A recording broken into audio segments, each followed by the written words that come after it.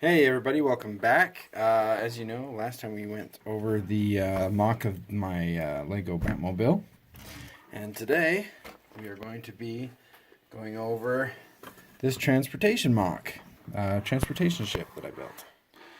I actually might need to get a little bit wider perspective here. Let's see if we can get a better shot of it. There we go. So yeah, there she blows. This is a little bit of a complicated ship. I built this quite a while ago, back when these were the hinges of the day. But I'd like to show you how it all came about. So let's go ahead and jump into it. So we can actually detach this cargo container from underneath. It's just a couple of Technic pins.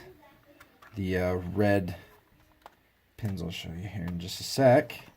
There we go. Alright, so here's our container. It's got these red pins that we pop in to attach it, and it uses just leverage to keep it against the bottom. So the bottom's flat, and these tile pieces and all the flat tiles above and slopes, they rest right up against the ship, so it keeps it level, even though it's only connected in two places. Normally you'd think it hinged, but the ship sits low enough that it doesn't. This ship is kind of fun. This cargo container, I mean. I built it specifically for this transport ship because the transport ship didn't have anything really cool to transport. So I wanted to build something. So I used some of these grooved 2x2 bricks on the side to give it a little bit of texture. I used these slopes, I think, that are from one of the original Slave 1 ships from Star Wars, and it does open, so we just pop this front one open there. You can look inside, but then it also opens up on top just so you can get your fingers in there. I think I can get a full motorcycle inside without a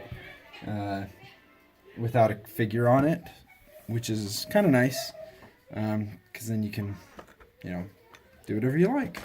I wonder if the Batmobile will fit, or the Batpod. Too small for the bat pod. That's okay. Alright, so cargo containers, it's basically just a box.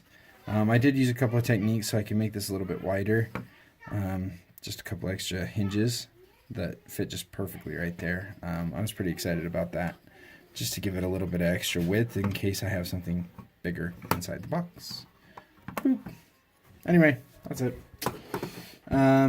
Now let's go into the ship itself. So as I showed, if you saw my last video, I gave you a little teaser of this ship. The wings are all connected, and so when you pull down the back, the wings go up, and you can fold them out of the way to go into landing mode. And so it has vertical takeoff, and you can, and then pull the things down. A lot of fun. Woohoo! Back in the day, this was the only canopy piece that I had.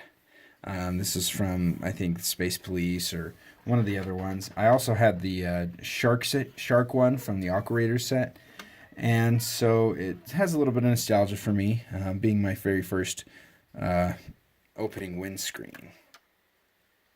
It's hinged, but not a click hinge. I've got a few things in here to make it a little interesting. We'll kind of go over those in a minute. But anyway, so let's talk about the mechanism that allows it to rotate. And if we pop it underneath here, you can't see it hardly at all. Okay, you can see a lot of it. So I actually use these gear pieces, these meshed gears that work very well together.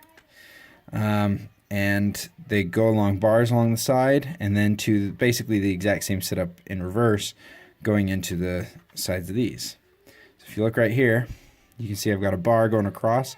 So these two front ones are both connected to the same system. And the reason why I kept both sides, even though one side is technically redundant, there seems to be a lot of wiggle room. So if I hold these still, you can see there's quite a bit of wiggle room between the gears. And having two of them helped keep the gears a little bit more static, a little bit more little tighter, I guess you could say. I used these engine pieces actually came from Star Wars snow bike from the Clone Wars. I'm not even sure what episode that was in or whatever. I do love the show, the Star Wars Clone Wars show, but I'm not exactly up on all of every single episode and knowing it offhand. In addition to the wings rotating, you can see that these giant cannons and guns and laser sights also rotate, and that's because they're all connected to that one bar underneath here. And some of it's pretty small as far as, I mean, it's just a couple of Technic pins that connect it, but I mean, it's really smooth and it looks pretty good. It lands pretty flat. So the ship itself is flat on bottom, and in order to open the back, you actually got to lift that, open these, and then the top lifts off too. And I actually have a fairly large space in there to store your little bits and bobs for doing your wizardry. So if we take a couple of containers, we can stick a couple of containers in here, and they fit quite well. I think I can fit 6 of these 2x2 just container boxes in here. I'm happy with the space. It doesn't hold a lot, but that's why I made that big cargo container, so I could carry quite a few things. It's a small transport. If you think like the small UPS truck or something. Now the parts that I really am proud of, this was a while ago when I built this ship, is the snotting techniques that I used. The brackets right here to go sideways, and then using these double angled pieces, and it all fits back together and flows pretty nicely along the curve lines or the angle lines. You can see it goes quite well. You hardly notice that it's that there are some bumps and stuff there. Maybe you do, but I don't notice as much. And the other part that I was really happy about, let's see if I can actually disconnect it or not. I should be able to. Yay, look at that. All right, so here's our main ship. I had to leave lots of space underneath for the bar to go underneath without catching. A little bit of side snotting techniques. And then in here, I just have a whole bunch of little pieces with some fun little detail for absolutely no reason other than that there was space there that I needed to fill. So if I pop this off, you can get a little bit better look of what I did inside. I used one of these pneumatic T-pieces and a clip and a light and a couple other lights to kind of give it a little kind of interesting headrest section. Nothing crazy. What I do also like about these giant canopy pieces is how much you're able to fit in front of the driver. I mean, that whole 2x4 curved slope fits right in front of that. Isn't that crazy? So you get this guy back on, and it all fits together against these other 2 click hinges that I think I have. Oh, that's right. I had to offset the click hinges, so they're actually 1 stud back. I don't know if I can actually take this apart. Let's see. Nope, it doesn't want to. So these click hinges are actually set back into the ship by a half a stud using jumper plates. You know what jumper plates are, I hope. These guys. So what I did is I took the click hinge and placed it half a stud back using this plate. I'm just grabbing one right here so you can kind of see what I did. And the reason I did that is so that these 1x3 wedge plates would match up precisely with the ship. And it creates a virtually seamless angle right there. And because of the way it sits, it doesn't move. I guess it's got a little teeny bit of play, but it's not bad, right? Not bad. Not bad.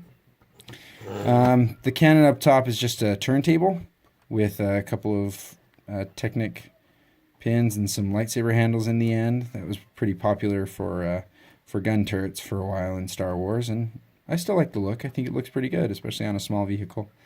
One problem I did run into with the turntable is that if it is, or with the cannon, is that if it's forward, I actually can't lift this piece all the way. So that's why I added this hinge on it, so I could flip it backwards, put the hinge up, and then this piece could go up all the way so I could get into the back of the ship.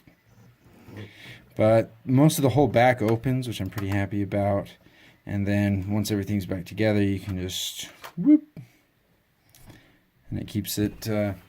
The centerpiece keeps these two side pieces with these slopes away from where the rear fin comes in. So even if you close it while the fin's down, it'll still be out of the way for the fin to go up and down there. So yeah, this was based off of a ship I designed a long time ago. It looked almost exactly like this, and the turning mechanism was just how it was before. Some of the colors some of the whites are getting a little bit yellowed because they're a little older. But you know what? I'm still happy with the ship. I don't know if I'll ever take it apart. If I ever do, it'll probably be for the same reason I took it apart last time, which is to modify it and make it just a little bit better. Last time I added the guns, built the big bar across the bottom for it to synchronize the two fronts, and yeah, that's the ship. So thanks very much for checking it out. Sorry if it's been a little longer video than normal. I just really like this ship. I just do. So thanks, and have a good one.